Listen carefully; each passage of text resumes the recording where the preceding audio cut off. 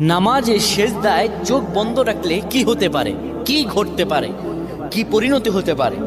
আমরা অনেকেই নামাজের সেজদায় চোখ বন্ধ রাখি। এটি আসলে আমাদের জন্য ভালো না ক্ষতি, এটি আমাদের জানতে হবে। নবী সাল্লাল্লাহু আলাইহি ওয়াসাল্লাম 532 নম্বর হাদিস সহিহ আল বুখারীতে বলেন, শোনো, তোমাদের মধ্যে কেউ যেন সেজদায় তার বাহুদয় যেন কুকুরের মতো না বিছিয়ে দেয়। অর্থাৎ এইভাবে অনেকে আমরা আছি, এইভাবে সেজদা দেই না।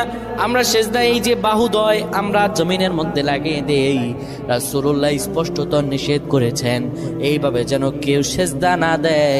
এইভাবে যদি সেজদা দেয় আল্লাহর দরবার তার নামাজ কবুল হবে না। শুধু তাই নয়, রাসূলুল্লাহ সাল্লাল্লাহু আলাইহি সাল্লাম সেজদার মধ্যে গিয়ে চক্ষু বন্ধ করা ঠিক নয়। যারা চক্ষু বন্ধ করবে হয়তো মনের ভিতরে কোনো ফাহশা থাকলে সেটা দেখা যেতে পারে, কিংবা চক্ষু যদি বন্ধ করে রাখে তার এখানে কি আছে, সেজদার মধ্যে গিয়ে কি দেখতে পায় না দেখতে পায়